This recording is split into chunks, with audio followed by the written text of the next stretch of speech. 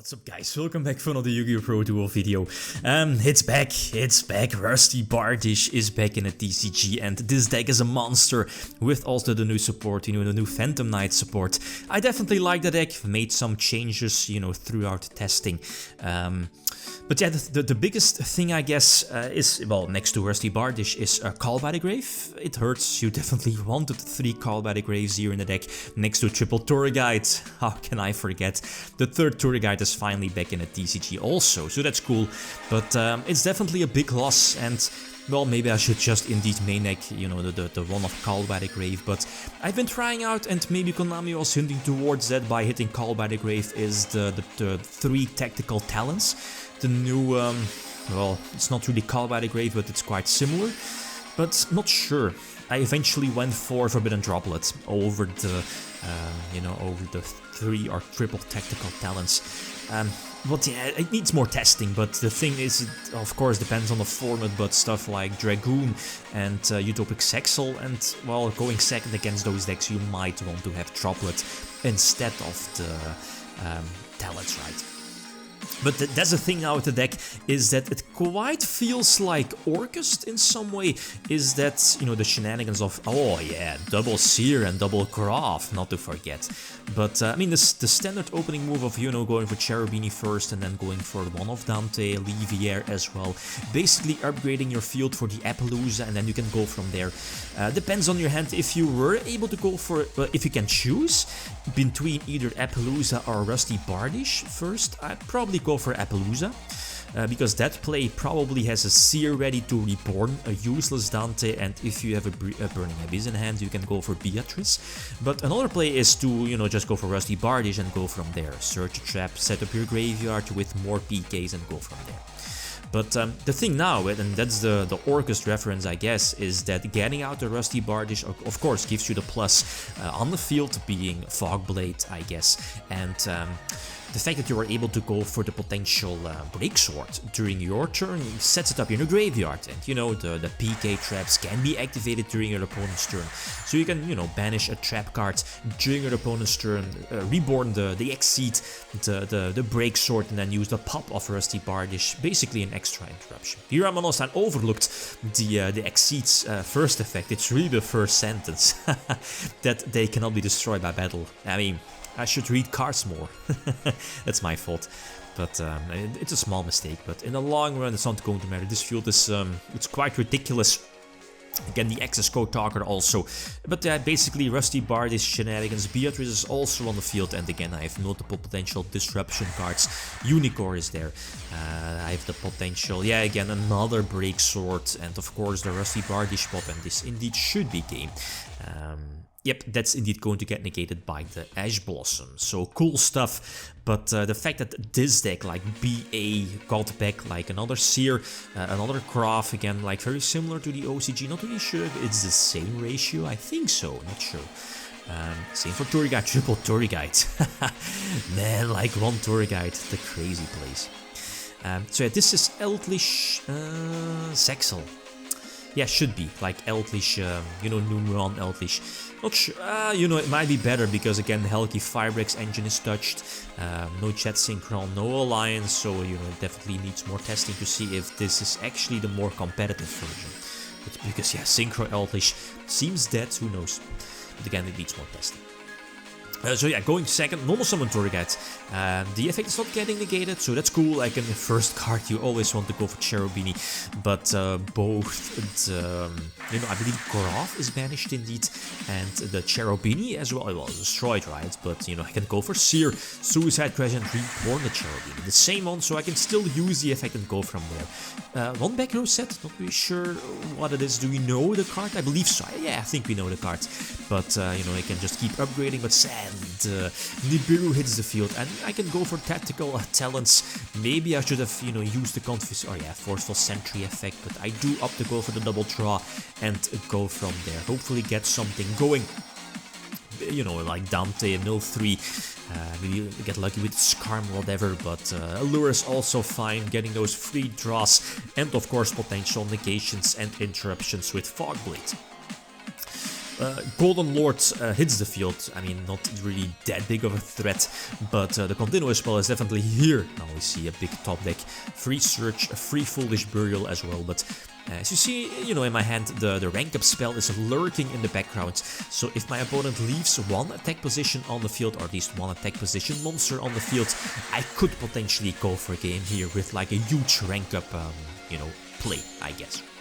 So one Fog Blade, keep my life points at a somewhat healthy amount.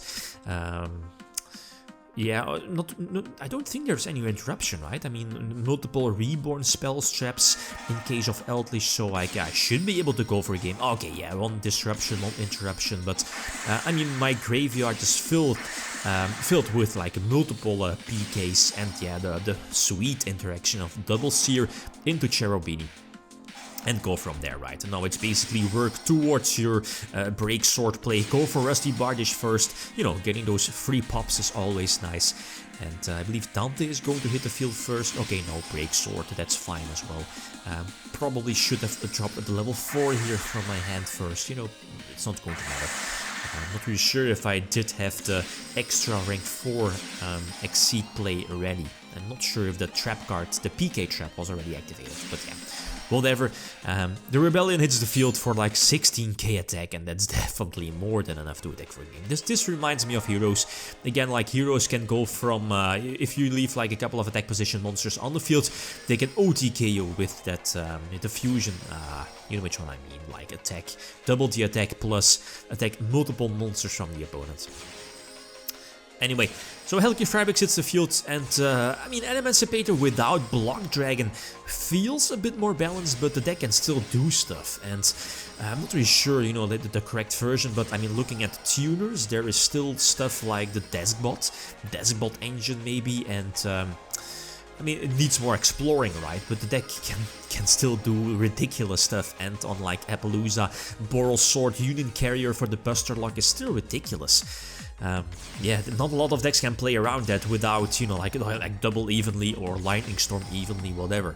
Of course, right? But I mean, that's post game 1, so game 2 or game 3 with sighting, that is. So this is a problem. I don't think I have like an out to get rid of the Buster Locks unless I'm missing something, but there is no out. You know, the Farfar will probably, go in this case, will get bounced eventually. But yeah, again, that's something, you know, depends if it gets popular, if Emancipator is still being played. Probably. I mean, Block Dragon just pushed the deck over the top. And now the thing is that you won't be seeing those cheap rank 4 plays of the Rock one and searching Block Dragon and go from there for free pluses, Masquerina, Unicorn during the opponent's turn. That was like really over the top OP broken. But now it feels a bit more balanced. Okay, the deck does some cool stuff and on a couple of negations, but for now, and I'm cautious, but it seems okay. Probably not. I mean, give it a couple of days. So again, going first, Eldritch with like that small 1-card Curious play, and of course the Zexal shenanigans, Rusty Bardish during your first turn, right? There was an Appaloosa play, but not that strong. Rusty Bardish pretty much seemed like the stronger play. So the one of Levier hits the field, basically makes it so that both Phantom Knights on the field will, you know, go to the graveyard at a certain rate. So use a trap card in going for the rank 4 Exceed play, right? And that should be an Appaloosa as well. Yeah, I mean, free Appaloosa, a full Appaloosa of 3,200, and I believe a Fog Blade set or double Fog Blade, and then the Evil Swarm as well with the Book of Moon effect, and Rusty Bardish for the potential pop. Not sure about that if a Break Sword is in the graveyard, but the Beckoning Beast, not really sure if that's the correct name. Yeah, indeed, Beckoning Beast is going to get negated. The Eldritch Lord, Golden Lord, is going to be put face down thanks to the Evil Swarm Nightmare, I believe the name is. Yeah, okay, there it is indeed. The potential Dingirsu 2.0 interaction during the opponent's turn, and you know, 3 pluses off of those new Phantom Knights from Phantom Rage, I believe the set's name is. You know, it will be released in the TCG really soon, and obviously Konami wants to push that and unbanning Rusty Bardish and, you know, Tour Guide back to 3. So yeah, really cool, going for another Dante, the second copy I guess, but this should be game. I have the potential Beatrice option as well, but this should be more than enough, you know, getting rid of the Fog Blade so I can attack my opponent and not being, you know, not being able to attack the opponent's monster due to Fog Blade's restriction. Yeah, a big access code talker here. Last example against Emancipator. Okay, so going first as well, Gamma, one of the best hand traps still in the game.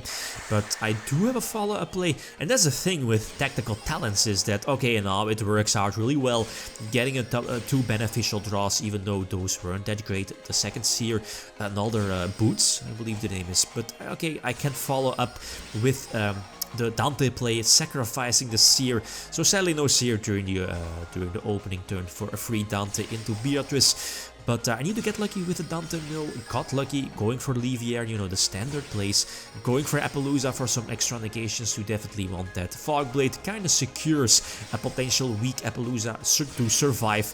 Another Dante, I don't think there was another play, maybe Levier, but that seemed quite weak. While both Dante will just get stuff back from the graveyard. And there was already a Skarm for the tour guides, you know, getting off or searching off the tour guide from the deck.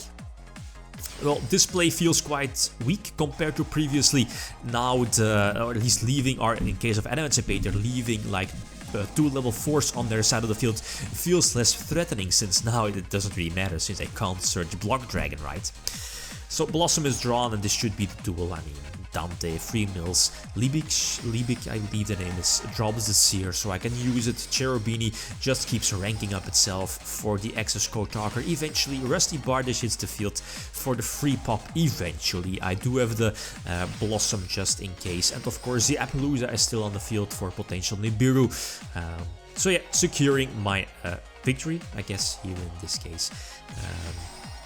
Well, yeah, I mean, Phantom Knights, super fun deck, triple tour guides, Rusty Bardish, definitely give the deck a try, but it needs more testing, needs more like text maybe in the main deck, so like always feel free to leave suggestions. Okay guys, that's it, thanks for watching, feel free to leave a comment or like if you enjoyed the video. Lithium signing out, peace.